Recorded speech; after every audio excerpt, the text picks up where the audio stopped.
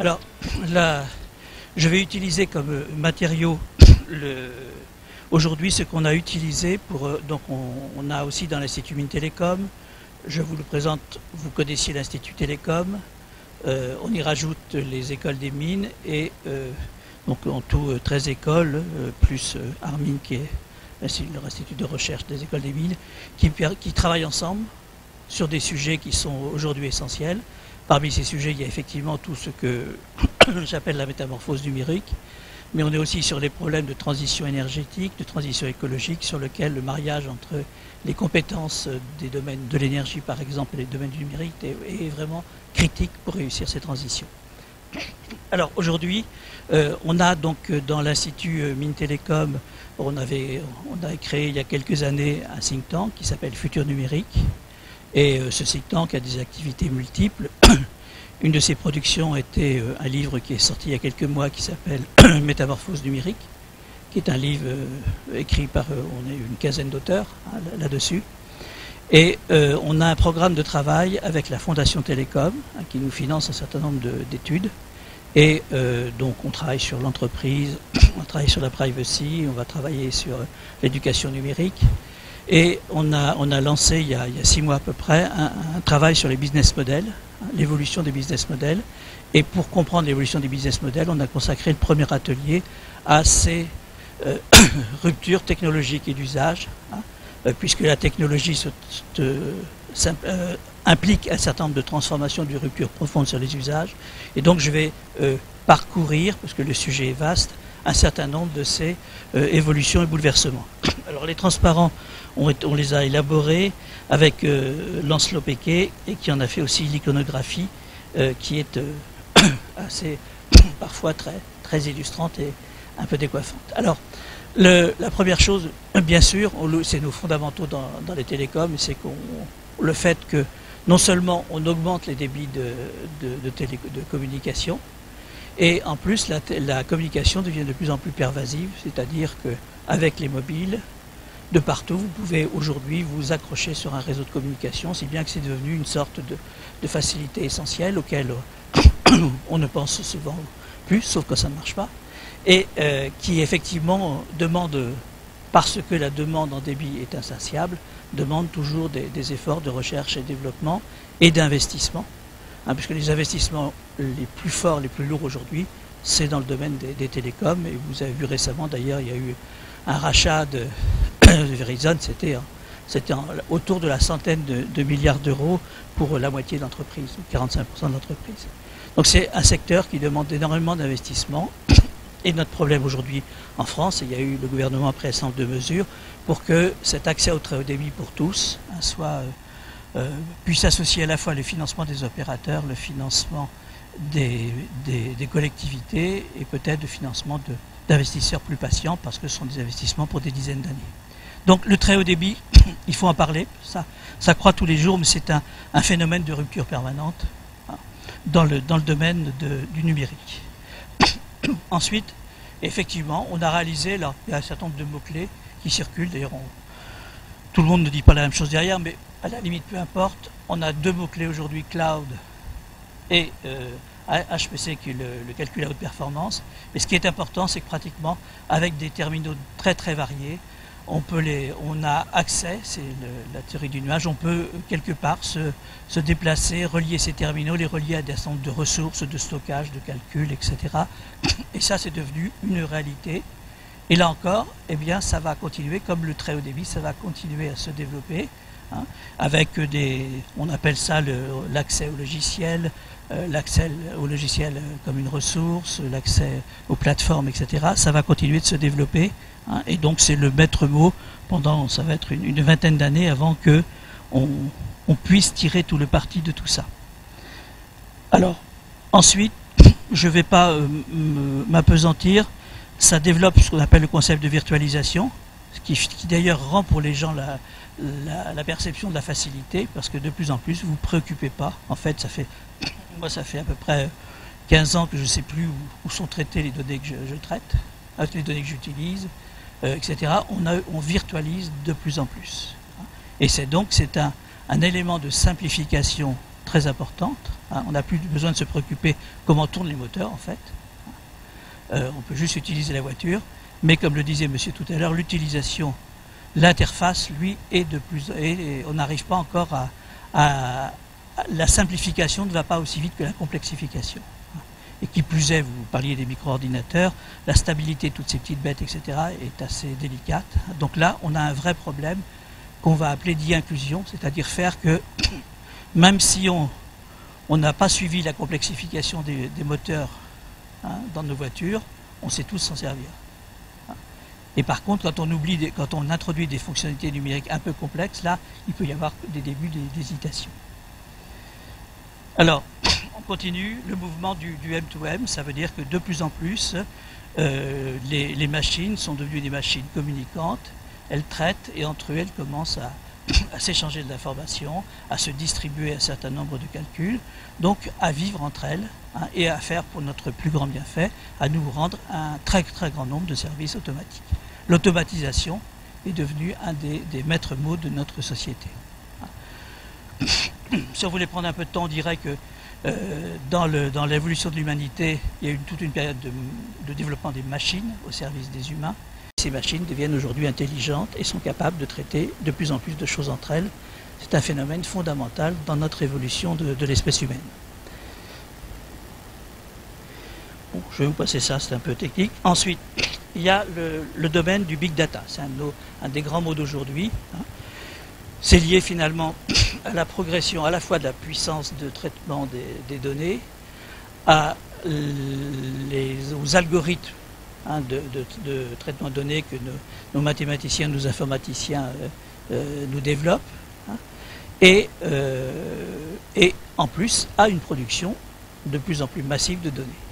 Donc là, il y a une source nouvelle, et le big data, eh bien, ça va être les capacités croissantes de faire parler ces données, de les faire chanter, pour en trouver un certain nombre d'informations, alors plus ou moins inquisitrices sur les humains, puisque avec des algorithmes sophistiqués, on peut aller rechercher, à partir de données qui paraissent banalisées, on peut aller rechercher énormément de choses. On laisse beaucoup de traces d'utilisation, puisque plus on utilise d'instruments numériques, plus on laisse de traces. Et donc on a là une sorte de nouveau continent qui s'ouvre devant nous, qu'on appelle le big data.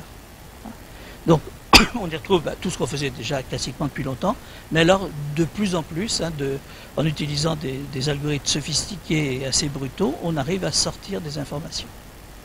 Donc ça, plus l'Internet, etc. Vous voyez comment le web, vous voyez comment ce big data peut être vraiment une sorte de manne au service de l'humanité, mais qui peut avoir des plus ou moins bons usages. Et ça n'a aucune raison que ça s'arrête, puisque données croissantes, puissance de traitement et data center, puissance de stockage croissante, ça va être un des moteurs de notre évolution technologique. Alors ça, peu importe l'exemple, on est amené à faire, on est capable de faire énormément de calculs en très très peu de temps, en des fractions de secondes, si bien qu'on arrive, alors là, Lancelot avait pris du real-time bidding, mais ça veut dire que vous savez tous qu'aujourd'hui, du point de vue sur les marchés financiers, en quelques millisecondes, on est capable de prendre des positions sur les marchés, d'étudier la réaction immédiate, d'analyser les informations et de reprendre d'autres positions. Ça veut dire que de plus en plus, nos brillants matheux que l'on forme, ils servent non plus à jouer en ligne, mais à faire les algorithmes de traitement pour les machines. Alors ça peut avoir quelques inconvénients de temps en temps, il y a des cas non prévus qui se présentent, donc ça peut s'emballer, mais ça veut dire que nos activités humaines sont de plus en plus court-circuitées par la vitesse de traitement, et ça demande un effort tout à fait important, j'en parlerai à la fin, de ce qu'on appelle ici dans l'Institut Mines-Télécom la coévolution entre les humains et les machines. On continue.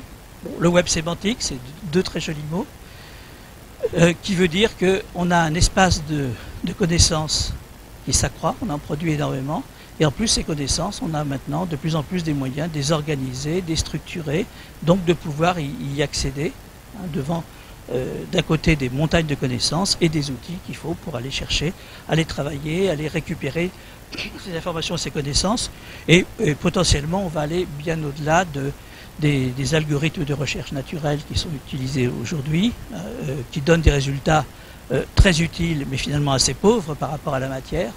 Et donc le web sémantique, c'est la promesse. Alors c'est une promesse qui tarde un peu à s'implémenter parce que c'est difficile, mais c'est la promesse d'avoir un espace de connaissances plus facile, plus structuré, qui va nous permettre des interfaces humaines aussi plus aisées. L'Internet des objets, eh bien c'est une image assez simple. On a ce monde du numérique avec ces interfaces qui peuvent être des capteurs, des senseurs ou au contraire des actuateurs pour bouger. Et eh bien on est en train de numériser le monde physique. Donc on va numériser des ponts, des routes, on va numériser un tas de choses. Et donc on va être de plus en plus à avoir un monde numérique qui sera à l'écoute de ce monde physique et capable aussi de commander ce monde physique. Alors, on appelle ça Internet of Things. C'est pas très beau, mais c'est comme ça qu'on l'appelle. Et dans le fond, c'est bien ce concept de rencontre entre le monde physique et le monde numérique qui là encore va nous donner beaucoup d'opportunités et un certain nombre de dangers qu'il va falloir effectivement surveiller parce que toutes les données qu'on recueille peuvent intéresser vous et moi, etc. Et là encore, il faudra faire attention à ce que l'on fait. Donc vous savez que dans le numérique, on rêve beaucoup. On a un rêve, c'est d'avoir des milliards d'objets comme ça interconnectés ou accessibles par Internet avec lesquels on va pouvoir jouer, s'amuser, développer des services, etc. Là encore, le concept existe. Et il met du temps à s'implémenter parce qu'il faut trouver aussi, c'est toujours plus compliqué qu'il n'y paraît, et en plus il faut trouver de la solvabilité économique à tout ça, c'est toujours le maître mot. Alors, autre point qui est important, c'est effectivement le domaine des interfaces entre les humains et ce monde du numérique. Alors, on pourra les mettre, les transparents, on peut les mettre dans différents ordres. Là, c'est l'interface où la machine essaye de suivre ce que vous faites pour vous comprendre. On a aussi des outils qu'on appelle dans le domaine de l'affective computing, qui essayent de regarder non plus où vont vos yeux, mais regarder votre visage, vos expressions, écouter votre voix et comprendre quelle est votre humeur. Et de sentir que, par exemple, dans un service, la personne en face est en train de s'énerver et qu'il faut développer des stratégies pour calmer, remettre, etc. Ou alors que là, on a attiré l'attention, vous êtes en train de vendre quelque chose avec un automate, on attire l'attention et là, on tient le bon bout et on peut mettre ou alors sentir l'intérêt pour telle ou telle séquence. Ça, une infinité d'usages. Donc, affective computing, fluidifier le rapport aussi entre l'humain et la machine. Bon. Neuromarketing, ça veut dire aussi que y a beaucoup de choses. Alors les scientifiques promettent souvent beaucoup. D'ailleurs, c'est la façon pour eux de trouver de l'argent pour financer leurs recherches. Et donc, nous font rêver. Au contraire, nous font faire des cauchemars. Et il y a un des rêves, un des cauchemars, c'est de comprendre ce qui se passe dans le cerveau à partir d'observations externes. Alors, on en est au début du balbutiement, et c'est même ce début intéresse déjà les marketeurs pour voir justement les réactions, l'excitation ou pas, si on présente en face d'un utilisateur un certain nombre d'objets sur un écran ou physique, et pouvoir faire ensuite du marketing à partir de ça. Il y a aussi, excusez-moi, j'ai un petit problème. Alors, on a aussi un sujet de controverse important qui est effectivement personnifié par les Google Glass, là, qui est de dire on peut augmenter votre réalité. Alors ça pose pas trop de problème. Augmenter votre réalité, c'est-à-dire en fonction d'où vous êtes, d'avoir accédé à de l'information sur les lieux, etc. Ou avoir accédé à des informations d'où vous avez besoin au moment où vous êtes, dans le lieu où vous êtes. Donc avec des dispositifs de commande relativement simples, ça ne pose pas de problème, mais ce qui pose un peu de problème, c'est que dans ces lunettes, on a mis aussi une caméra.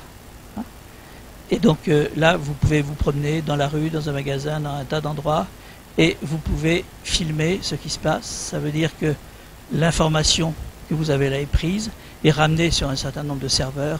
Et à ce moment-là, il y a une certaine peur d'en perdre le contrôle. Donc il y a déjà aux États-Unis des mouvements assez violents contre ça. Hein. Et ça fait partie d'un des dangers du numérique illustré par Prism récemment, qui est de dire de numériser de plus en plus le monde et donc d'avoir accès, pour ceux qui veulent y chercher les choses, de plus en plus à une part la plus grande du monde. Donc il y aura des débats violents sur la privacy qui vont être autour de telles innovations. Mais c'est possible. Hein. C'est possible, ça peut rendre un certain nombre de services, donc il va falloir que l'on apprenne à s'en servir. Donc il y a un tas de dispositifs d'immersion, j'ai pris le plus chaud là, actuellement. Alors sur le cerveau humain et ses réactions, on peut aussi s'en servir, peut-être que non, on peut aussi s'en servir pour effectivement avoir détecté en fonction de ce que le cerveau, de la façon dont il agit, qu'il pense, ou en fonction de, par exemple, vous fermez une main, vous allez avoir des signaux électriques, dans les signaux d'IEG, des signaux électriques caractéristiques, et on peut capter ces signaux électriques pour les utiliser pour une commande, par exemple. Alors ça peut être, imaginez que vous êtes hémiplégique, rien que, alors si vous êtes hémiplégique, vous aurez peut-être de la peine à faire, mais avec un certain nombre de battements de cils, etc., vous pouvez encore, par le cerveau, donner un certain nombre d'instructions. Si vous êtes en pleine forme et que vous êtes devant un jeu, eh bien il y a des gens qui s'intéressent à comment vous allez pouvoir augmenter l'interface entre le joueur, qui pour le moment est relativement limité, hein, et la machine. Donc ça peut être par le cerveau, ça peut être tout simplement par des reconnaissances de gestes, il y a énormément de choses, hein, mais on voit que petit à petit on va chercher à augmenter la capacité de l'humain d'interface et de commande avec ces machines. Jusqu'à stocker des secrets dedans, des mots de passe par exemple, qu'on n'arrivera pas à chercher à retrouver autre qu'en vous torturant peut-être. Et puis là c'était un transparent disant la fiction qui est toujours une façon d'imaginer des avenirs, hein. Là ça va être tiré d'Avatar, qui permet, où on peut rêver à un avatar très évolué, physique très évolué, qui puisse être commandé presque en osmose avec l'activité cérébrale. Bon, c'est de la science-fiction, hein, mais ça nous aide aussi à rêver et voir vers où on peut aller. Alors aujourd'hui c'est moins sophistiqué, on a des gens couchés ils sont assis tranquillement dans un fauteuil dans un état américain, il y a des drones qui sont à des milliers de kilomètres qui sont commandés, c'est un début de réalisation de ça. Alors, effectivement l'imprimante 3D, hein, c'est aussi la capacité par le numérique et par des modèles que l'on peut créer, échanger, etc., de pouvoir commencer à concevoir et à dupliquer des objets. Alors ça paraît au début un peu farfelu, puis on commence à y travailler, et puis les matériaux utilisés commencent à avoir des propriétés qui s'améliorent, etc. Les coûts sont en train de baisser. Hein. Alors c'est peut-être pas pour la production industrielle de grande série, parce que là les temps et les coûts sont quand même encore un peu élevés, mais ça permet d'imaginer, de concevoir, de créer, d'échanger, hein, qui va être aussi un des maîtres mots du développement des usages. Bon, je vous passe le calcul quantique, c'était un différent avec, je n'étais pas pour le mettre avec, parce que c'est ce que j'appelle moi une technologie, il a maintenu la chose, une technologie d'avenir, hein, c'est-à-dire une technologie qui a beaucoup d'avenir depuis longtemps. Hein. Il y en a comme ça, il y a eu le traitement optique de l'information, il y a eu, bon, c'est passionnant parce qu'on va aller chercher quelque chose que la nature n'a pas utilisé jusque-là, hein, pour des phénomènes qui sont tout à fait intéressants, qui nous valent le prix Nobel, etc. C'est passionnant, mais on est encore loin, hein, par rapport à ce qui a fait le fond du numérique, hein, qui est la microélectronique. On est encore loin d'être capable d'atteindre le début de la complexité d'il y a 20 ans. Hein. Peut-être qu'on y arrivera, ça a des puissances potentielles terribles, ça nous ferait revoir la façon dont on traite l'information parce que c'est plus du tout le même type d'approche. Bon, mais on peut encore, elle peut être d'avenir encore quelques temps. Alors il y a le vieux concept d'intelligence artificielle qui à un moment d'ailleurs a été, parce qu'on lui a fait beaucoup trop promettre, hein, a été à un moment rejeté par les informaticiens parce que finalement les résultats n'étaient pas là, et les choses n'étaient pas assez scientifisées, démontrées, etc. Et puis là on sent que ça revient pour deux raisons, parce qu'on progresse, On a progressé sur toutes les méthodes d'apprentissage, notamment statistiques, donc on a commencé à des outils puissants. Et je pense qu'il y a un espoir très fort en mélangeant des techniques statistiques d'apprentissage très puissantes et des techniques de raisonnement pour arriver à dépasser un certain nombre de seuils dans l'intelligence artificielle. Donc je pense que ça va revenir en force. Et indépendant de l'intelligence artificielle, pourquoi ça va revenir aussi? Parce qu'on a de plus en plus de besoins.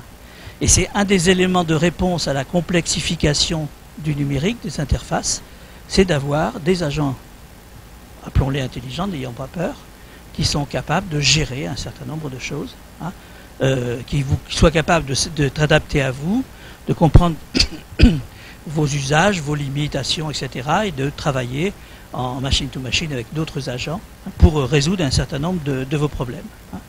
Donc le besoin existe, la science progresse, je pense que ça va être un des horizons de la recherche dans le domaine et le développement des technologies de ces agents. Alors ces agents peuvent être dans un monde irréel ou alors très réel, puisque en même temps on progresse en robotique. Donc la robotique maintenant au niveau mécanique commence à être très évoluée, et du point de vue de ces interfaces, de ces interactions, de l'analyse de scène et de l'intelligence dedans, la puissance de progression des processeurs que l'on peut mettre dans un robot sous petite taille fait qu'on s'ouvre de plus en plus de perspectives. Donc le rêve qui a été longtemps porté par les Japonais depuis en 80-82, ils lançaient leur grand plan robotique. Eh bien, étape par étape, ça progresse. Et je pense que alors, ça a déjà produit beaucoup, parce que l'automatisation de la production avec des robots de production, c'est fort. Google a frappé un grand coup avec la voiture, qui est une autre forme de robot de conduite. Bon, le problème, c'est bien le moment où on dépasse le seuil, où on peut lâcher ces petites bêtes sur les voies publiques, quoi. Avec tous les problèmes de sécurité, de responsabilité, etc. Mais je pense que ça vient également. Lancelot a ajouté jusqu'où, puisque la fiction a toujours préparé, et finalement on commence avec les drones à ne pas être si loin de ces rêves, sachant que là ils sont quand même autonomes. Et j'arrive aux limites de à quoi pensent les gens. Donc on aime bien se poser en science, en prospective, des questions à l'avance.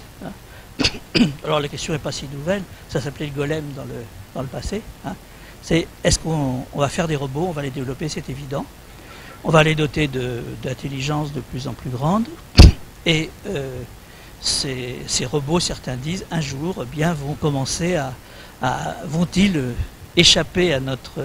Ils vont être en machine-to-machine amenés à régler énormément de choses. Donc il y a toujours cette peur du golem qui existe. Donc ça se traduit par un certain nombre de pensées sur la singularité. Et puis, il y a aussi un mouvement que les gens appellent transhumanisme, qui consiste à dire que le corps humain lui-même n'est pas sacré, et que l'on peut commencer dans le corps humain à remplacer par des artefacts tout ou partie progressivement de ce corps. Peut-être pas encore le cerveau, mais enfin, on y pense. Donc ça, c'était un balayage rapide de ces technologies, ces tendances. Alors, c'est sans garantie du gouvernement quant à la temporalité. Ce sont des directions. Il est sûr qu'on va avancer ou pas parce qu'il y a des difficultés d'ordre scientifique, technologique, d'adoption et d'usage également qui peuvent freiner tout ça. Alors si on regarde au niveau des usages eux-mêmes, c'est vrai que le mouvement de miniaturisation lié à la microélectronique, toujours plus de puissance de traitement dans un volume plus petit, et avec les progrès de l'informatique, des algorithmes de plus en plus sophistiqués qu'on peut utiliser et interpréter, font qu'effectivement, on a acquis la liberté de la mobilité.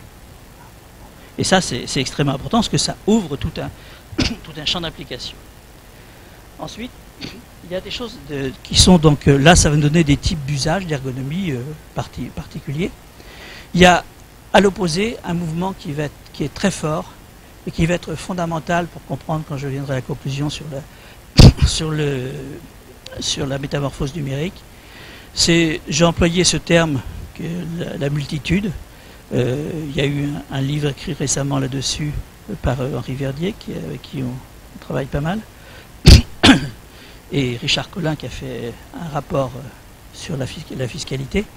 La puissance de la multitude, ça veut dire que longtemps, l'usager, le client, etc., était dans une position où on lui offrait un certain nombre de services et il devait choisir l'usage de ces services. Mais on est maintenant, mais il le choisissait de façon, en général, on a un package qu'on lui offrait, on peut accéder à l'information par la télévision, par Internet, etc. Ce qui est en train de se passer, c'est que de plus en plus, à condition qu'il en maîtrise l'usage, donc d'où l'importance de la question posée tout à l'heure, de plus en plus, les personnes vont pouvoir organiser leur espace informationnel, organiser leur espace communicationnel. Donc il y a une sorte de gant qui se retourne. Et la conséquence, c'est que de plus en plus de personnes peuvent échanger directement pour traiter d'un certain nombre de sujets, peuvent constituer une force de création, d'élaboration, de spécification, etc., tout à fait importante. Alors, c'est déjà parti. On voit bien, on a par exemple une chaire là sur les réseaux sociaux et l'interaction entre le monde de l'entreprise et le monde des utilisateurs. Tout ça est déjà parti, mais ça va effectivement se développer. Et je dis ça, j'aurais pu le dire tout à l'heure, ça peut changer profondément les choses. Aujourd'hui, on a un monde qui est majoritairement guidé par un certain nombre de valeurs. Dans ces valeurs, on a l'excellence. On a les gourous. De temps en temps, on nous dit, mais il nous faudrait des gourous. Les gourous sont les nouveaux gourous. On a pour les usages, la consommation, les people, comme on dit. Et là, ce qui est en train de se passer, c'est qu'on va redonner aux personnes, alors progressivement, lorsqu'elles vont pouvoir apprendre à le maîtriser, etc., on va leur redonner les moyens d'agir sur les choses, des moyens de la créativité, des moyens de développer leurs compétences et de les utiliser. Donc, c'est quelque chose il va y avoir une sorte, non pas de combat, et moi je souhaite que aucun ne triomphe de l'autre, parce qu'on a besoin de chacun de ces niveaux, mais on a une nouvelle zone. Alors, on a dû parler d'empowerment quelque part, etc. On a une nouvelle zone, c'est ce mot qu'on n'arrive pas à traduire en français, un jour on y arrivera peut-être, qui va permettre aux gens d'agir plus sur les choses, leur environnement, les échanges, liés de nouveaux réseaux de communication, etc. Et bien au-delà de ce que on leur prépare dans Facebook ou autres, qui sont aussi déjà effectivement des éléments de progression. Donc cette puissance de la multitude, c'est quelque chose d'important, d'où d'ailleurs un sujet dans lequel on va travailler dans le think tank sur l'efficacité collective. Outils numériques, efficacité collective, je pense que c'est une des clés de nos performances futures. Le crowdfunding, c'est aussi des circuits alternatifs réels, puisque ça marche, quelque part de financement. Alors, bon, c'est pas des milliards d'euros, mais ça commence à se développer, et qui permettent de diversifier en fait un certain nombre de circuits de décision, etc. Et on a donc, vous avez des exemples, on en parle dans la presse, tous les jours, où ces systèmes de crowdfunding permettent de faire émerger un certain nombre de choses, dont éventuellement des user-generated content, qui sont effectivement la possibilité de créer.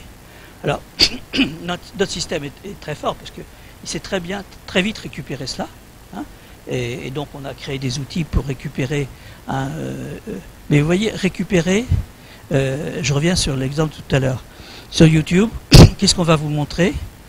On va vous proposer ce qui a été le plus regardé. Si on fait les moteurs de recherche Google, on va vous proposer ce qui a été le plus demandé. Donc c'est une forme quelque part de sélection par, là c'est pas forcément l'excellence, par le plus demandé, le plus vu, etc. Je pense qu'il faut qu'on réfléchisse à créer des outils qui vont nous permettre d'autres types d'interfaces que vouloir lire, on vous propose de lire le livre qui a été le plus lu. Donc là, on a des espaces qui sont tout à fait intéressants qui vont s'ouvrir. Alors, sachant que dans le User Generated Content, il n'y a pas que du bon non plus, parce que le métier, le travail, la spécialisation, la qualité artistique et tout, il y a effectivement des créateurs de très bon niveau que le système sait sélectionner jusque-là. Parfois il dérape parce qu'il ne sélectionne plus les meilleurs, il sélectionne ceux qui sont le plus demandés, et à ce moment-là on commence à tuer la créativité autour. Hein. C'est vrai en musique, c'est vrai en un tas de choses, et on a vu qu'effectivement avec l'utilisation de l'Internet et la diversification des circuits, on avait de nouvelles sources de talent qui pouvaient apparaître. Bon, ce mot sur les plateformes, qui est aussi un des points qui fait qu'on a perdu le leadership numérique en France, c'est le fait qu'il sont nés ce qu'on appelle des marchés bifaces. Ils ne sont pas spécialisés, ne sont pas des typiques du numérique. Hein. Par exemple, les grandes surfaces de distribution sont des marchés bifaces. Ils collectionnent le chaland, les clients. En attirant beaucoup de clients, il permet de discuter les prix avec les offreurs, etc. Mais globalement, il y a dans cette économie des marchés bifaces que le numérique a poussé à un degré beaucoup plus haut parce que la puissance des outils numériques les rend d'un seul coup mondiaux, etc. On a des problèmes, les économistes appellent ça des défaillances de marché, hein, qui nous posent réellement problème parce que quand vous avez conquis un point haut comme ça d'une plateforme, vous pouvez dominer et vos clients d'un côté, parce que évidemment c'est là quand même là qu'on retrouve le maximum de choses, donc ils y viennent, et les vendeurs, parce que c'est quand même là qu'on peut vendre finalement beaucoup de choses. Donc là on a ça a donné des puissances de marché terribles, et en même temps ça pose des problèmes de concurrence, de diversité qui sont aussi redoutables, et on est en train de travailler là-dessus d'ailleurs dans le CNN. Bon, les monnaies alternatives, Bitcoin, mais il y a beaucoup d'autres exemples hein, de monnaies alternatives, c'est-à-dire des échanges qui se font à partir de troc, de monnaies locales, etc. Et on a eu tendance à dire mais tout ça sont vraiment des épiphénomènes, mais en fait on se rend compte qu'avec le numérique, ces épiphénomènes de temps en temps peuvent recevoir une impulsion et représenter des sources de financement. Bon, dans Bitcoin, il y avait d'autres aussi défauts qui fait que ce ne sera peut-être pas une vie si longue que ça. Mais donc ce problème des monnaies et de l'échange en fait, et de la valorisation est important. Ok. Alors, on a aussi des changements possibles hein, de valeurs très importantes. Donc c'est vrai que la société industrielle et la société de consommation a mis en avant la valeur de la propriété. Et effectivement, on voit déjà apparaître, alors je ne sais pas que le numérique, hein, les Vélib c'est pas numérique, mais il n'empêche que c'est quand même la possibilité, tous les outils qu'il faut derrière, et de plus en plus, on peut avoir des évolutions fortes dans les usages, l'iconographie parle d'elle-même. On a, dans la façon dont on va agir, se déterminer, etc., on va avoir de plus en plus ce que j'appelle les doubles numériques du monde.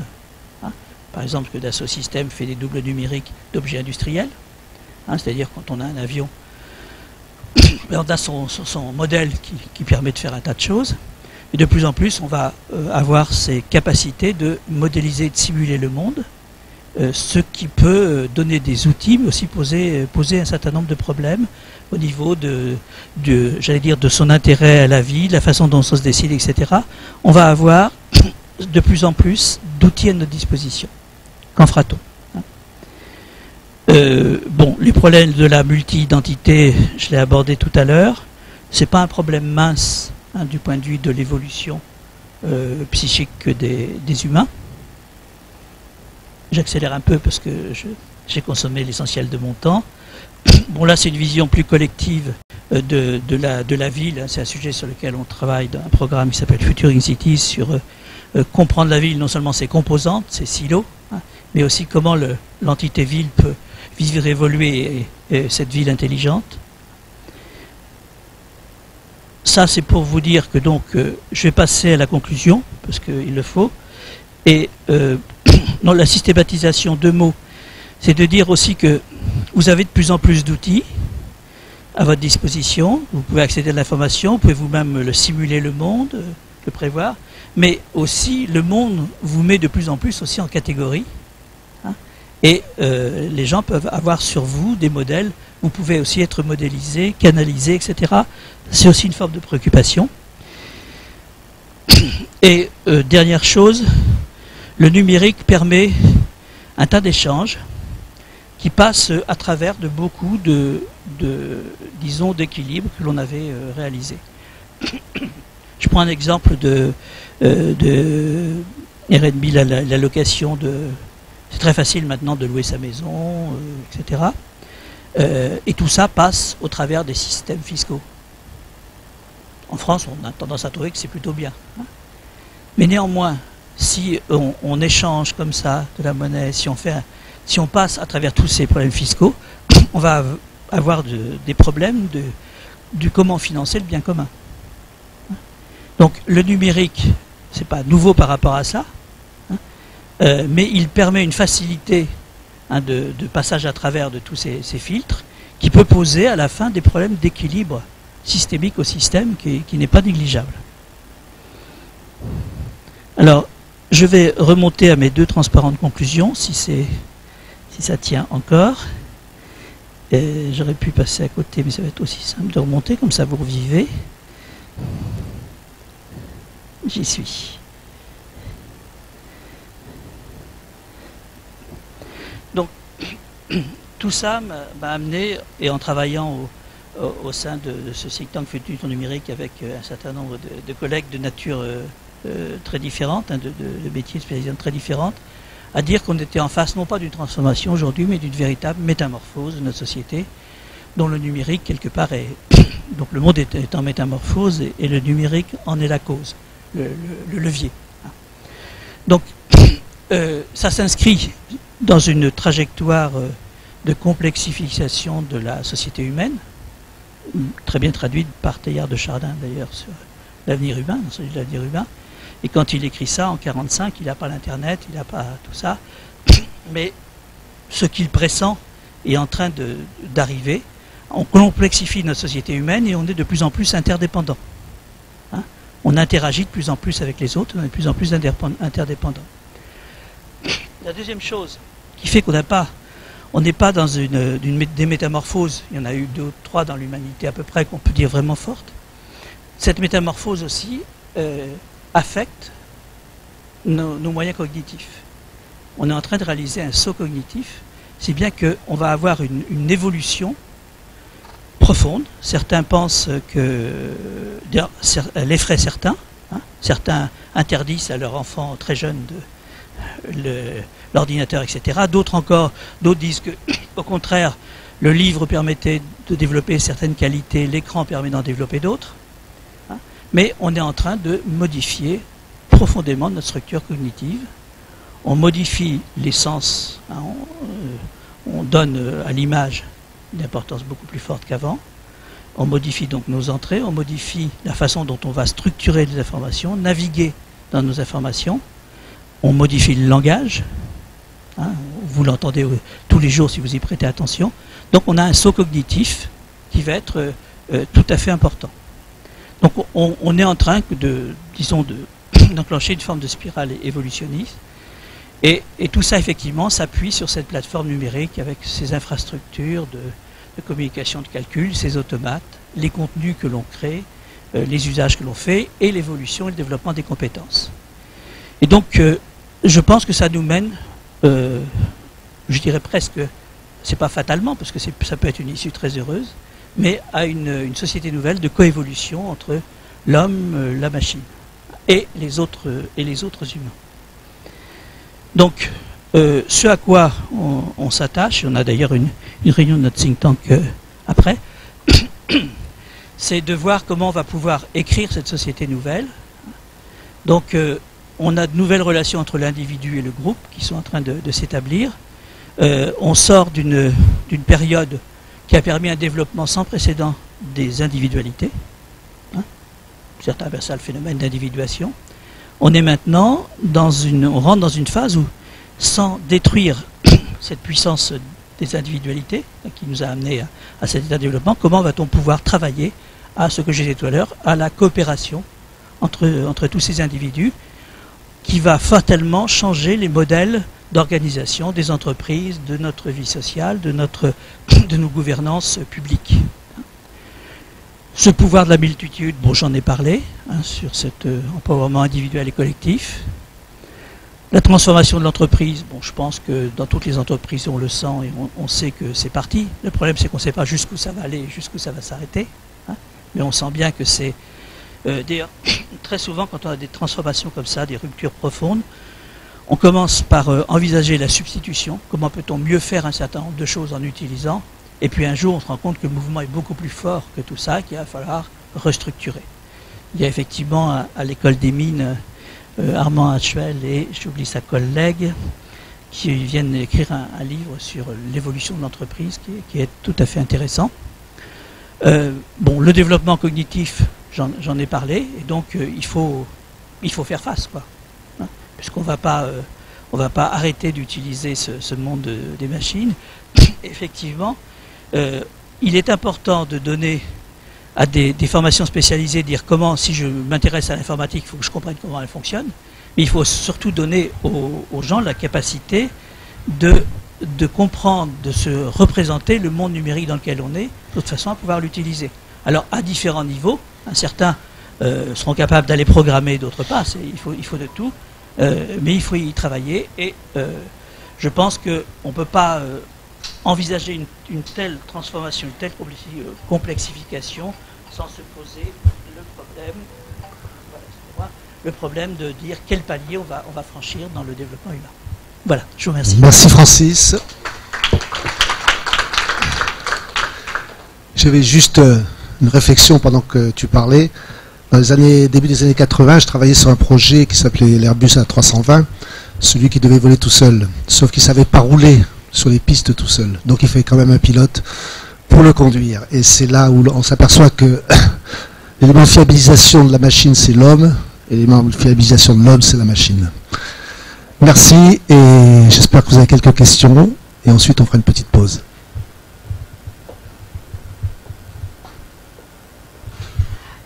Dans cette prospective, il me semble qu'il y a un domaine qui n'est pas étudié, qui est l'impact écologique du numérique. Parce que il faut des machines, il faut des métaux rares, il faut de l'eau, il faut de l'électricité. Ouais. Et donc, comment est pensée la transition énergétique et les usages du numérique? Ok. Donc c'est vrai que lorsqu'on a commencé à s'intéresser à la dimension, on appelait ça Green Tech il y a 5, 6 ans, 7 ans, je me souviens d'un représentant de la Commission européenne qui nous a dit: nous, notre problème, c'est pas le numérique, ça représente 3% de la consommation, de 3%. Nous, ce qui nous intéresse, c'est de savoir comment le numérique peut nous aider à optimiser. Et en fait, on s'est rendu compte au fur du temps que ça ne devenait pas du tout négligeable. Donc il y a un problème, effectivement, de la consommation du numérique, et puis tout le problème, en fait, au fond, de concevoir une nouvelle... C'est pas la coévolution homme-machine, là c'est la coévolution humanité-machine et disons planète pour simplifier. Donc on a, et c'est d'ailleurs l'intérêt de cette association Mines Télécom, il y a un certain nombre de chercheurs des mines qui s'intéressent pour la production industrielle, de regarder comment on va pouvoir gérer ces économies dites circulaires, c'est-à-dire comment on va pouvoir gérer la ressource. C'est particulièrement important pour l'énergie, mais comme vous le dites, il y a des métaux rares, il y a tout ça. Donc il va y avoir petit à petit, parce qu'en général on n'anticipe pas tant que ça les choses, mais petit à petit des signaux d'alerte et une façon de repenser, par exemple dans les cellules solaires si on voulait produire, cette économie des ressources rares, et comment, fondamentalement la question simplissime qu'on se pose, comment vivre sur Terre avec 10 milliards d'humains. Et donc sans rentrer, moi je suis un ennemi de la décroissance, parce que la décroissance économique, il y a une infinité de produits à créer, à échanger. Ce n'est pas forcément des produits matériels, si on le voit bien, c'est du cinéma, c'est de la création, c'est tout ça. Mais simplement, il faut avoir une conception globale pour que lorsque l'on conçoit un produit, la façon de le fabriquer, on ait une vision de la consommation de nos ressources épuisables. Donc c'est quelque chose sur lequel des équipes travaillent. et sur lequel, dans les 2 ans, on va essayer de monter quelque chose de plus sophistiqué. Et ça s'applique aussi au numérique. Bien, une autre question. Je voulais revenir sur un point que vous avez abordé et vous demander de préciser peut-être un petit peu plus ce rapprochement entre les sciences du numérique et les sciences du vivant à travers effectivement la prévision que l'on a maintenant que dans 5 ans environ, les machines auront acquis les 5 sens, du moins pourront singer les 5 sens d'une part. D'autre part, par le fait que lorsqu'on parle de nanotechnologie, on est au milliardième de mètre, mais autant pour les circuits que pour les molécules d'ADN. Et avec les premières prothèses, certes expérimentales, mais où il y a des véritables connexions de type bionique, même si le mot fait penser à autre chose. Alors, quel impact de ce phénomène? Alors, c'est vrai que quand je pense... j'ai oublié de vous dire qu'une des caractéristiques aussi de cet institut Mines-Télécom, aussi bien dans le domaine des télécoms que des mines, c'est qu'on avait des chercheurs en sciences humaines et sociales, en économie, en management, ce qui permet aussi de voir les problèmes sous plusieurs angles. C'est vrai qu'aujourd'hui, dans le domaine de la santé, on va s'intéresser plus aujourd'hui à la façon, comment va-t-on répondre à ces pandémies de maladies chroniques qui sont en face de nous. Parce que quand on regarde les choses en face, c'est assez effarant. Donc là, il y a beaucoup à faire. Et puis, il y a aider la biologie à comprendre le vivant. Donc déjà, les biologistes se sont emparés d'outils très très vite. Il y a des besoins de recherche communes. Moi, personnellement, je ne suis pas sûr qu'on soit mûr pour attaquer comme on le fait, mais c'est toujours trouver de l'argent pour la recherche en disant qu'on va casser le cerveau, le fonctionnement du cerveau, par simple observation des neurones actifs et par la modélisation des transmetteurs. Mais peu importe, ça fait de toute façon avancer la connaissance. Alors après, il y a l'aspect bionique, dire est-ce que l'humain est un bon modèle pour ce que l'on fait? Et la réponse est oui et non, parce que c'est vrai que nos technologies ne sont pas les mêmes. Elles ont des caractéristiques très différentes. Je pense que d'ici quelques années, on aura atteint à peu près les limites de la microélectronique et on pourra avoir une puissance de traitement qui logera dans le même volume que notre cerveau, mais avec des consommations 1000 fois supérieures. Donc, et par contre, on a des médecins, des chirurgiens ambitieux, etc. On peut faire effectivement de plus en plus de miracles. De ce point de vue-là. Alors, moi, je ne trouve pas hyper passionnant de s'intéresser à la secte là qui veut remplacer tous les humains par... parce que finalement, il faut d'abord aussi se poser dans tout ça le problème de l'évolution humaine.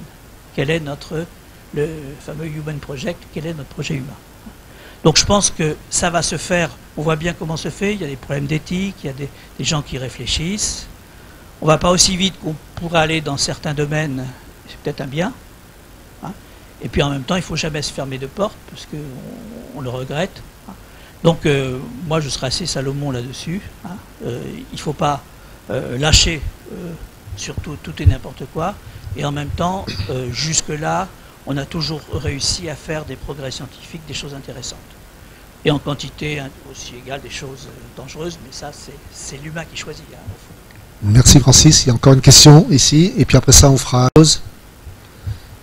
Oui, j'ai d'abord une remarque. Je me demande comment présenter aux enfants, aux jeunes des lycées, cette prospective avec 3 éléments. Le premier, c'est de bien développer leur esprit critique scientifique et pas de leur présenter la science de demain comme une magie. Et on ne sait jamais, bien sûr, les transhumanistes exagèrent, mais tout de même, ça va. Donc ça, c'est mon premier élément. Et en particulier, dans tout ça, qu'est-ce qui est réfutable et qu'est-ce qui ne l'est pas? Et puis, il y a un autre aspect, mais je vais le formuler sous une question très simple. L'ère industrielle a duré un siècle, l'ère d'avant a duré un millénaire. Donc, si je comprends bien, l'ère numérique ne va pas durer très longtemps.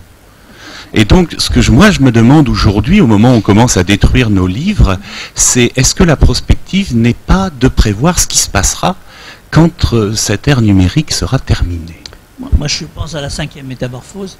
Pour moi, avant l'ère industrielle, bon, un siècle et demi. L'autre, ça a duré plutôt quelques millénaires, sur agriculture, élevage. Bon, c'est vrai que c'est une question. C'est une question. Je pense qu'effectivement, du côté du corps humain, de la biologie, etc., il peut se passer des choses. Mais il se passera, à mon avis, encore beaucoup plus de choses sur la façon dont notre structure cognitive va évoluer et va apprendre à interagir avec les autres. Pour plusieurs raisons. Si on prend l'exemple que j'aime bien prendre sur l'interaction homme-machine, quand on a dit un jour qu'un programme d'IBM, je ne sais pas si monsieur est encore là, a battu un grand maître, c'est le champion du monde d'échecs, c'est une vision très fausse des choses. C'est un programme qui a été conçu et entraîné par des grands maîtres, qui a battu un grand maître qui s'entraînait avec des programmes.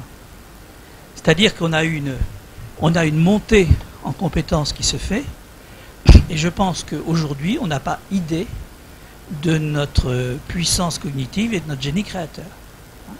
Donc je pense qu'il y aura des évolutions fortes qui se feront. On a de la marge de progression, indéniablement, mais je pense qu'il se passera beaucoup de choses de ce côté-là. Alors ensuite, il y a heureusement toujours des gens qui ne croient pas au progrès. Et ceux-là sont utiles parce qu'ils se disent oui, c'est bien beau tout ça, mais comment je vais concevoir garder mes trésors, garder mes films d'avant. Bon, il y a effectivement toutes ces personnes qui, quelque part, contribuent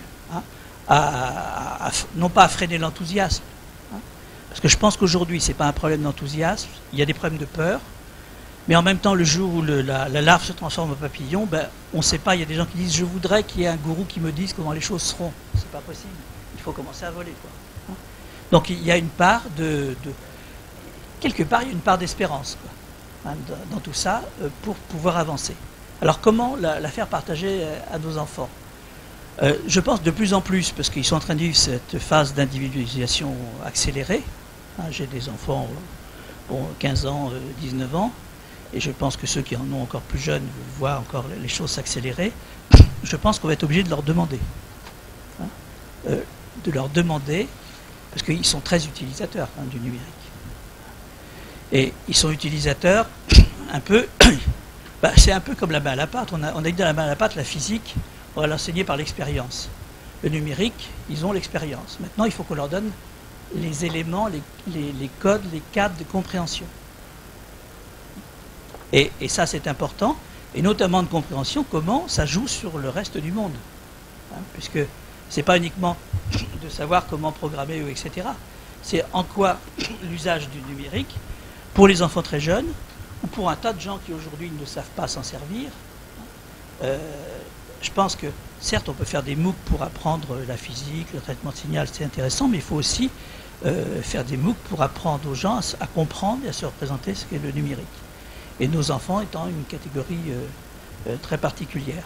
Donc je pense qu'en demandant aux enfants, en demandant aux profs, parce qu'ils ont un rôle à jouer là-dedans, et ils ont aussi beaucoup d'idées là-dessus, et puis en recourant, c'est vrai que les chercheurs ont d'autres visions, on doit arriver à ce que, non pas leur expliquer comment le numérique marche pour les plus jeunes, parce qu'ils en ont déjà ils savent comment l'utiliser, mais effectivement peut-être un peu comment ça marche, et puis aussi un peu ce que l'on peut en faire et quels sont les impacts, quoi. Et quand je dis ça, je ne suis pas très original, c'est ce que les gens disent aujourd'hui sur comment apprendre les dangers, mais pas le mettre uniquement en termes de danger, ça c'est clair, parce que leur perception, c'est que c'est pas dangereux. Perception, c'est ce qui permet de vivre en ville sans sortir le soir tout en ayant des relations avec leurs amis, leurs copains, etc. Pour eux, c'est très très positif pour la plupart. Voilà, donc moi je dirais que c'est une bonne préoccupation de se dire comment leur expliquer, que ça dépasse l'enseignement des outils du numérique, de l'informatique, de l'électronique, etc. C'est effectivement le lien numérique et société qui est le point clé. Et je pense que ça doit donner d'excellents sujets de questionnement à un prof d'histoire, parce que l'accès à la connaissance, c'est très important, à un prof de géographie, de physique, etc. Merci Francis, bravo, on t'applaudit.